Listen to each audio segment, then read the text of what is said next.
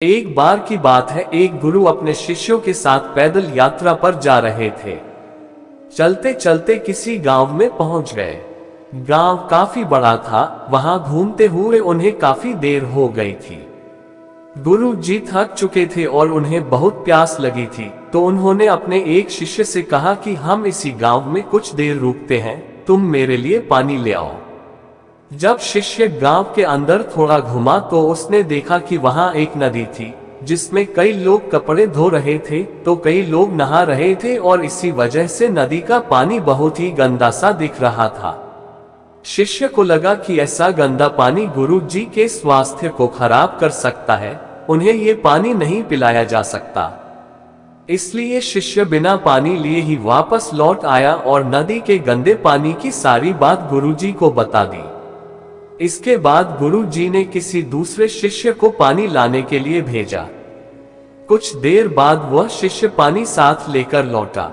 गुरु जी ने इस दूसरे शिष्य से पूछा कि नदी का पानी तो गंदा था, फिर तुम ये पानी कैसे लाए? शिष्य बोला कि गुरु जी, नदी का पानी वास्तव में बहुत ही गंदा था, लेकिन लोगों के नदी से चले जाने के बाद मैंने कुछ देर इंतजार किया और कुछ देर बाद नदी में मिट्टी नीचे बैठ गई और साफ पानी ऊपर आ गया। उसके बाद मैं उसी नदी से आपके लिए पानी भरकर ले आया। गुरु जी ये सुनकर बड़े प्रसन्न हुए और बाकी शिष्यों को भी सीख दी कि हमारा जीवन भी इसी नदी के पानी की तरह है।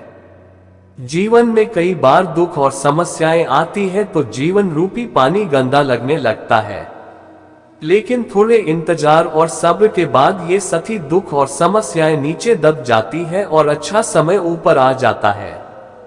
कुछ लोग पहले वाले शिष्य की तरह दुख और समस्याओं को देखकर घबरा जाते हैं और मुसीबत देखकर वापस लौट आते हैं। ऐसे लोग जीवन में कभी आगे नहीं बढ़ पाते। वहीं दूसरी ओर कुछ लोग जो धैर्यशील होते हैं, इंतजार करते हैं कि कुछ समय बाद गंदगी रूपी समस्याएं और दुख खत्म हो जाएंगे, वे ही सफल होते हैं।